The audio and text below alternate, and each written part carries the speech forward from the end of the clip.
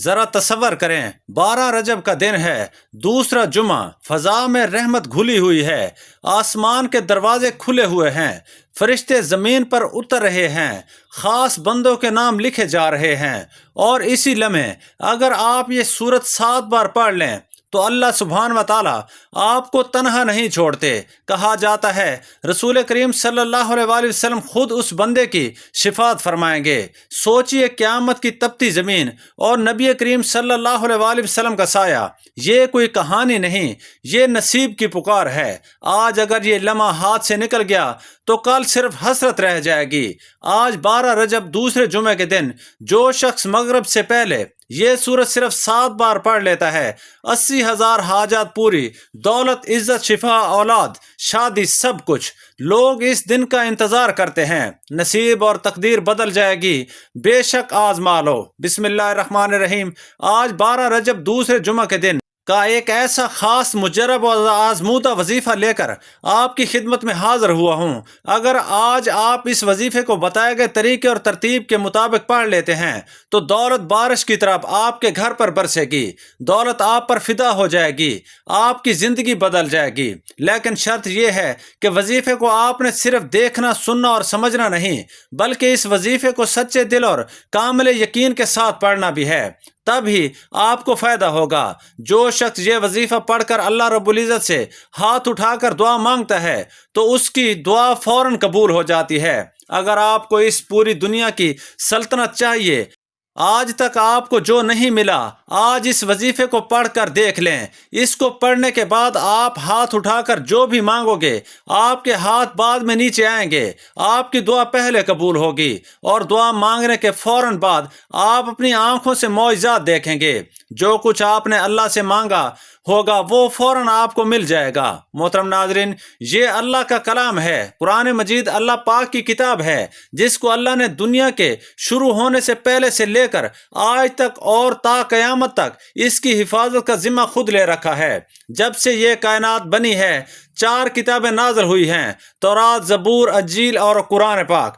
بقیہ جو کتابیں ہیں ان میں تبدیلی ہو چکی ہے، لیکن واحد قرآن مجید ایک ایسی کتاب ہے کہ جس کی حفاظت کا ذمہ خود اللہ نے لے رکھا ہے۔ میرا اللہ قرآن پاک میں ارشاد فرماتا ہے، میں جسے چاہوں عزت دوں، جسے چاہوں ذلت دوں، جسے چاہوں بیٹے دوں، جسے چاہوں بیٹیاں عطا کر دوں، جسے چاہوں دونوں ہی عطا کر دوں، جسے چاہوں کچھ بھی عطا نہ کروں، جس کے لیے چاہوں رزق کھول دوں، جس کا چاہوں رزق تنگ کر دوں۔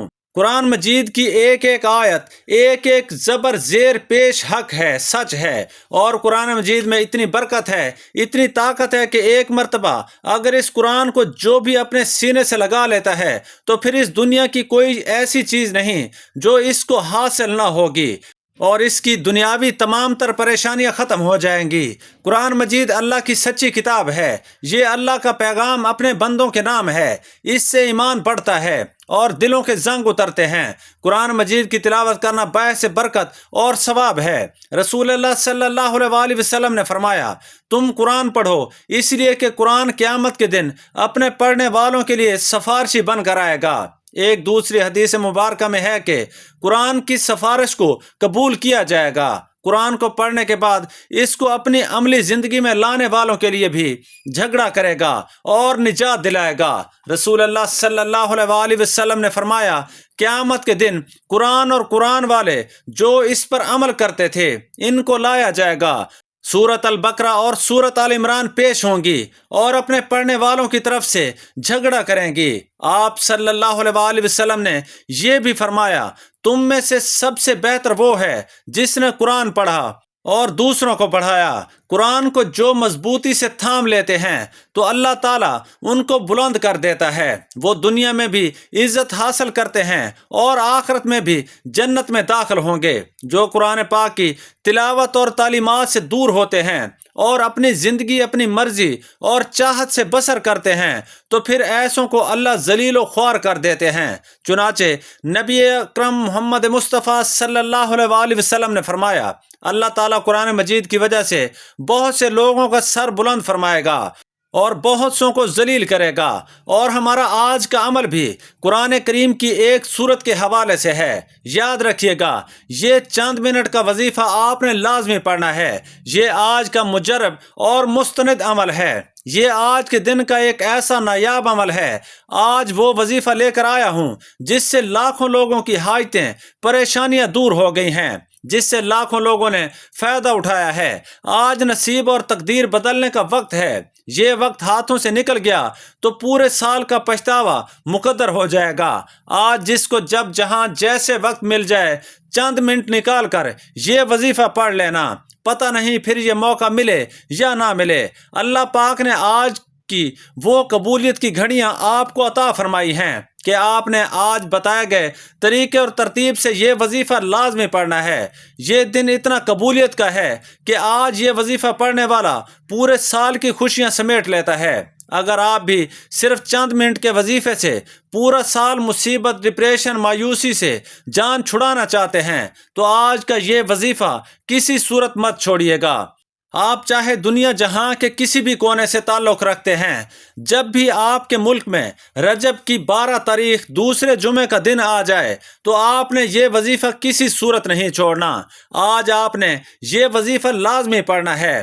آپ چاہے صبح نماز فجر کے بعد پڑھ لیں، چاہے تو نماز ظہر کے بعد پڑھ لیں، چاہے تو نماز عصر، مغرب، عشاء، کسی بھی وقت کسی بھی نماز کے بعد آپ یہ وظیفہ پڑھ سکتے ہیں۔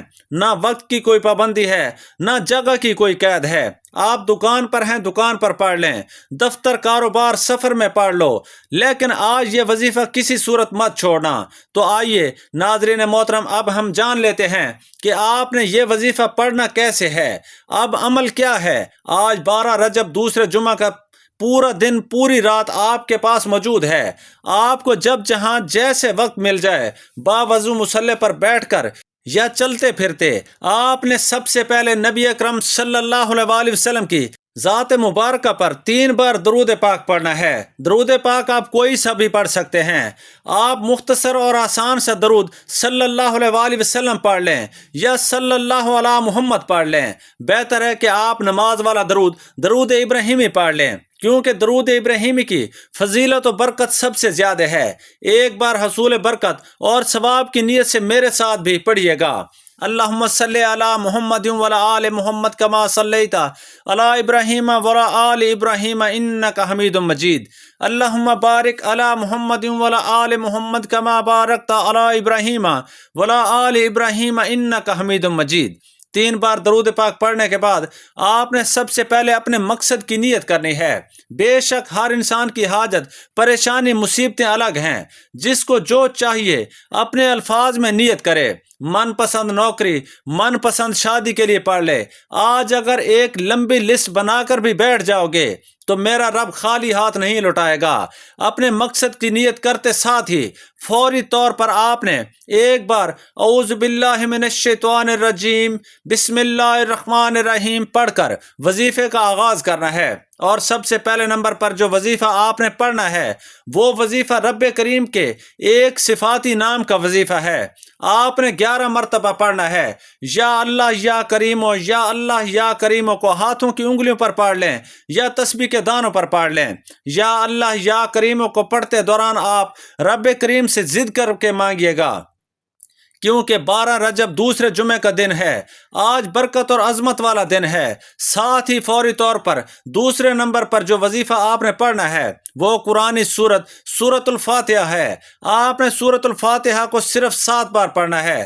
بسم اللہ الرحمن الرحیم، الحمدللہ رب العالمین، الرحمن الرحیم، مالک یوم الدین، ایاک نعبد و ایاک نستعین، اہدنا الصراط المستقیم، صراط الذین انعمت علیہم غیر المغضوب علیہم ولا الضالین، آمین۔ سورت الفاتحہ کو 7 بار مکمل پڑھنے کے بعد آج کا تیسرا اور آخری وظیفہ بغیر کسی سے بات کیے پڑھنا ہے۔ اب تیسرے نمبر پر آپ نے ایک اور قرآنی سورت پڑھنی ہے جسے سورت اخلاص کہا جاتا ہے۔ آپ نے سورت اخلاص کو صرف 11 بار بسم اللہ کے ساتھ پڑھنا ہے۔ بسم اللہ الرحمن الرحیم، قل هو اللہ احد اللہ الصمد لم یلد ولم یولد ولم یکن لہ کفوا احد۔ جب آپ یہ تینوں اعمال بتائے گئے طریقے اور ترتیب سے پڑھ لیں تو اس इसके बाद आपने फिर से 3 बार दरूद पाक पढ़ना है जो आपने अमल के शुरू में पढ़ा था। अब आपका अमल मुकम्मल हो गया। ये वजीफा पढ़ने के बाद आखिर में आपने अपने गुनाहों की सच्ची तौबा करनी है और फिर जिद करके मांगे, फिर आंखों में आंसू लिए मांगे, हो सके तो सजदे की हालत में चले जाएं। अल्लाह आपकी हर जायज हाजत को पूरा फरमाएगा इंशाअल्लाह। दुआ है अल्लाह पाक से कि ऐ अल्लाह, हम तेरे आजिज कमजोर गुनाहों में डूबे हुए बंदे हैं, हमारे पास अमल कम है लेकिन उम्मीद तुझसे बहुत ज्यादा है। या अल्लाह, इस मुबारक दिन, इस मुबारक जुम्मा के सदके हमारी जबान से अदा होने वाले इन 7 तिलावतों को कबूल फरमा। ऐ अल्लाह, हमारी खताओं को माफ फरमा, हमारे दिलों को पाक कर दे, हमारी किस्मत के बंद दरवाजे खोल दे। या रब, क़यामत के दिन जब कदम लड़खड़ा रहे हों, जब नफ्सा नफसी का आलम हो, तू हमें रसूल अल्लाह सल्लल्लाहु अलैहि वसल्लम के कदमों में जगह अता फरमा। या अल्लाह, में उन खुश नसीबों में शामिल फरमा जिन्हें तेरे महबूब सल्लल्लाहु अलैहि वसल्लम की शिफात नसीब हो। या रब, हमारी कब्रों को जन्नत के बागों में से एक बाग बना दे, हमें दुनिया में भी सुकून दे, आखिरत में भी निजात दे। ऐ अल्लाह, हमारा खात्मा ईमान पर फरमा और हमें बगैर हिसाब जन्नतुल फिरदौस में दाखिल फरमा। आमीन या रब्बुल आलमीन। दुआ है कि रब करीम मेरा सुनाना और आपका सुनना अपनी पाक बारगाह इलाही में कबूल व मंजूर फरमाए। आमीन सुमा आमीन। प्यारे दोस्तों, वीडियो अच्छी लगी हो तो वीडियो को लाइक करें, दोस्तों में शेयर करें और चैनल को सब्सक्राइब करें। आखिर में अल्लाह ताला के 99 नामों में से कोई एक नाम कमेंट बॉक्स में लिखकर ज़रूर शेयर करें। अल्लाह हाफिज़।